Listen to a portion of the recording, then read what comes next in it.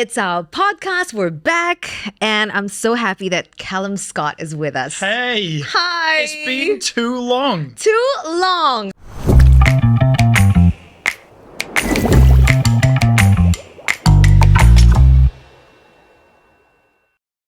Right? I think 2018, yeah. And you know, the thing I remember about you, Calum, is that I don't remember what we were talking about. This is before the pandemic, but I do remember thinking to myself, this is one of the nicest guys I've ever spoken to. You're so and sweet. I had the best time. So I'm so happy you're back. Yes, thank you so much. I'm like already, I'm here. I haven't left yet, and I already don't want to leave. Oh, I know. It's crazy. And you're in and out so fast. Yeah, literally Yeah. came in this morning. I'm leaving tomorrow afternoon. Like, Yeah. where's the time to do all the fun stuff? I you know.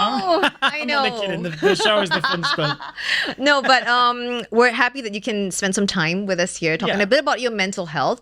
Let's go back to the beginning. And you have come a long way since Britain's Got Talent, 2015, the Golden Buzzer and everything. Yeah. Can you tell me about that time and how is it like to deal with the overnight fame? That must have been difficult. Yeah, I mean, I don't suppose anybody's really prepared for that kind Yeah. of like change in life. I think, you know, for me, I remember being in the audition room with my sister and we were talking backstage and we were like, best case scenario, we get some positive criticism, you know?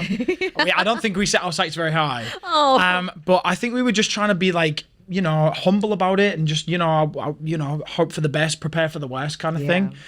And obviously my sister didn't get through and that broke my heart. And then Simon, who in that moment I hated because he'd made my sister cry. And then I also wanted to impress him. It was just a weird concoction of emotion. Yeah. Performing that song there and then in that moment, it was just emotional fueled. Yeah. And I think that's why the audition has gone on to be one of the most watched auditions in Britain's Got Talent because it's just so real. Yeah. You know, and a lot of my friends was saying, yeah, but did they stage any of it? Like, did you have to do it? I'm like, no, none of that. Like, we literally went out. My sister went first. She didn't get through. I went through.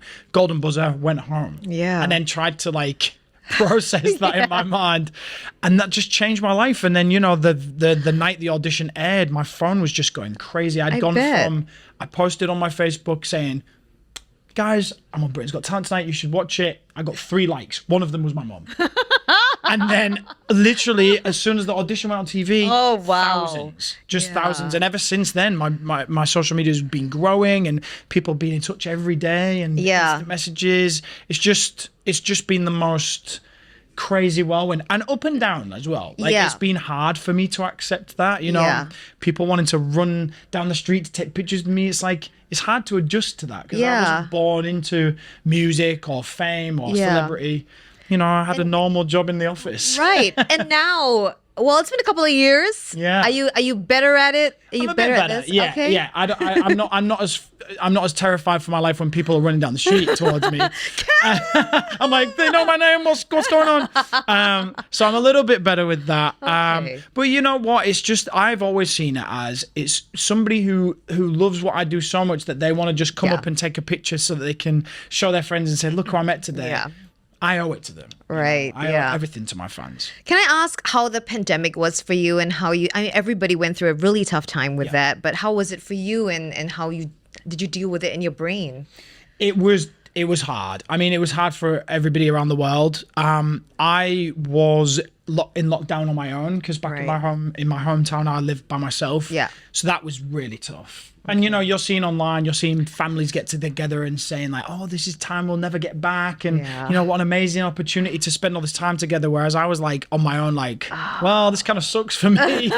And there's only so much like arts and crafts you can do before you start going crazy. And it really affected my music as well because I'd come back from America early. I was in America finishing up the second album. And after I come home, I just lost all that motivation and passion, and I was like, you know, ripping songs up that I'd written, and you know, I was being very destructive. And it took a little bit of time for me to adjust, and I was talking to a lot of friends and family, staying in touch, Zoom, you know, FaceTime, whatever I could do to reconnect. And there was a point where I just was like, you know what, I need to I need to pull myself out of this. Yeah. You know, and I started exercising again. I started eating healthy again. Started practicing meditation. Yeah.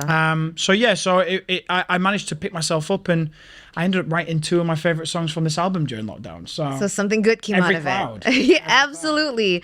About 2 months ago, I saw on your Instagram you posted this video talking a little bit about how you went through a tough time. Yeah, really. Mental health wise, and it was your mom that pulled you out of it pretty much, and then you sort of got some help. Yes. Can you tell us a bit about that? Yeah, so that was actually the story of Bridges, the title track of the album. Yeah. I was a very troubled young man. I had gone through a lot in my short, I guess, 20 years of life, and had suppressed a lot of my feelings, a lot of my emotions, and had just become very isolated, very lonely in my own mind.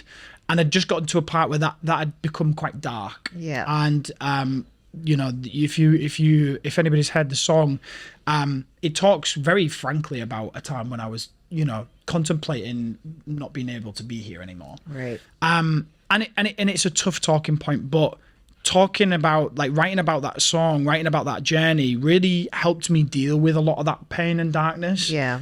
And in some ways I was kind of grateful for it, because I've been able to produce something beautiful out of that pain. Yeah. And almost just as a I always use my music in this way, but I want to use it as a medicine. Yeah. I'm not out here just writing pop songs. Right. I want to make a difference. And the messages I've received since I released that song and on the album has just been so beautiful. I mean, I can't tell you the amount of people that said, that song speaks to me. I've been at a point where, I've been been contemplating whether I can carry on or not. Yeah. I needed to hear this. And that just means everything. Absolutely. As an artist, as a songwriter, as a human being, it brings me a lot of pride and a lot of honor, and to have that kind of a positive impact on somebody just means the world.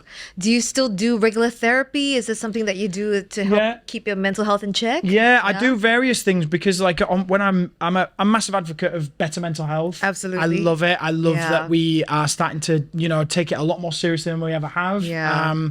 And I always say in my chats to people, whether it's podcasts or online or whatever, I'm always like, just find what works. Yeah. Because I could say to you, oh, well, if you eat healthy and exercise, then you'll feel better. But for some people, going out and exercising might feel terrible. Yeah. Eating healthy might not be for them. Correct. So I just try and do many things to keep my mental health in check. I still speak to, a therapist. I check in with a therapist every month, and, just unburden myself. Yeah. We've got all these things that are going on in our lives.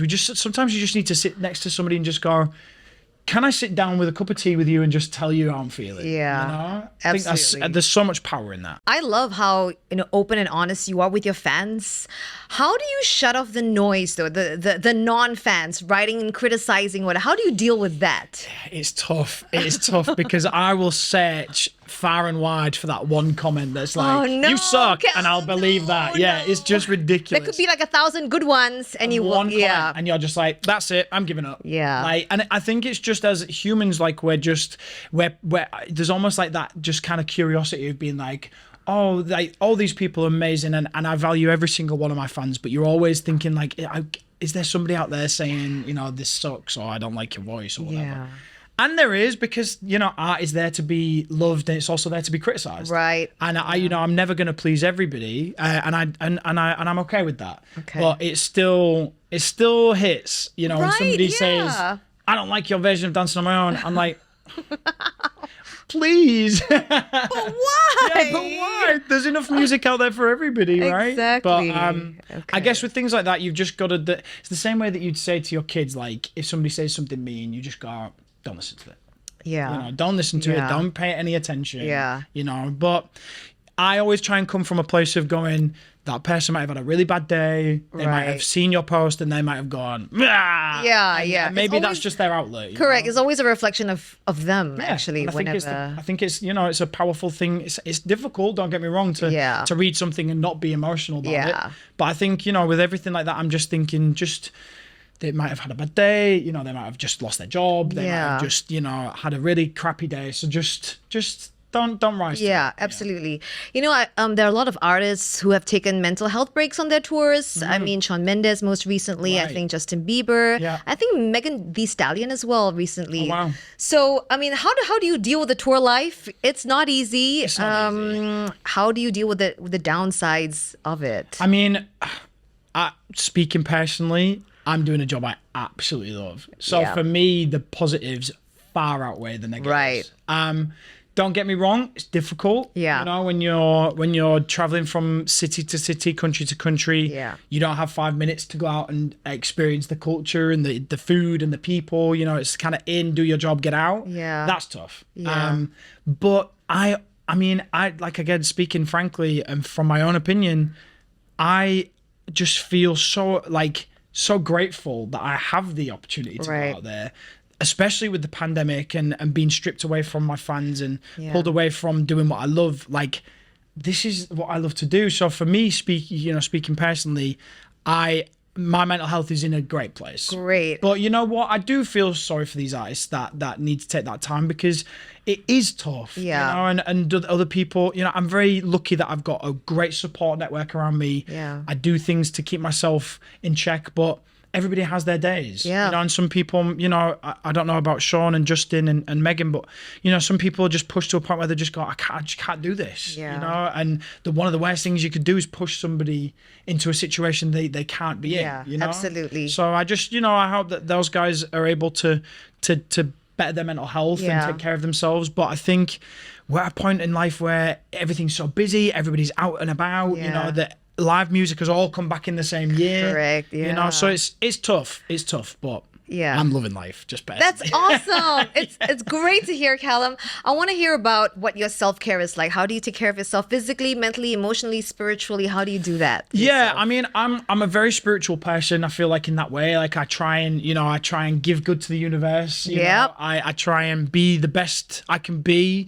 I try and practice as much self-care as I can. So I like to take some time to just be grateful. I need to get into yoga. That's one thing. Yoga, hard. Pilates, meditation. That's something that I Yeah? want to get involved Okay. in. But yeah, I try and eat well. I train. Like I like to lift weights and Yeah. run and cycle. Yeah.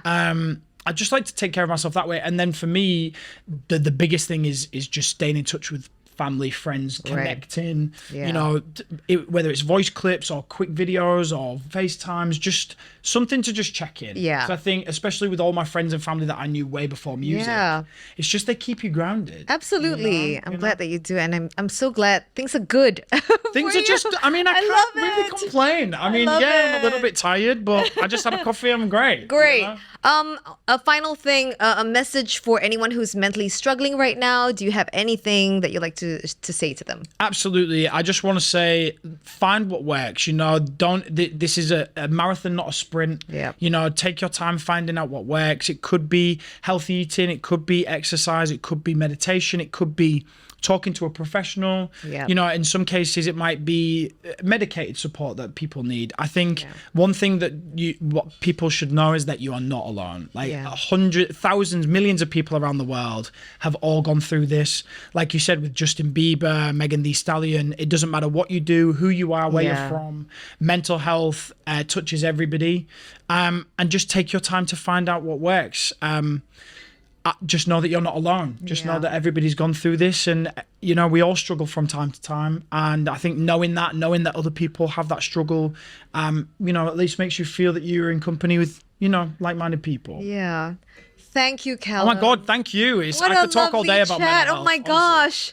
Thank you for joining us in this podcast. And I'm really happy to, honestly, like in comparison to 2018, I feel like you're a lighter spirit now. I just feel like You know? I've arrived. I love I just feel like I'm that. here and I'm ready to just live. I love it. Yeah. Well, congratulations. Thank you. And we hope to see you sooner than later. I know. Not another 4 years, Not please. another 4 years. Calum's the best. Thank you guys for watching. Thank you, guys.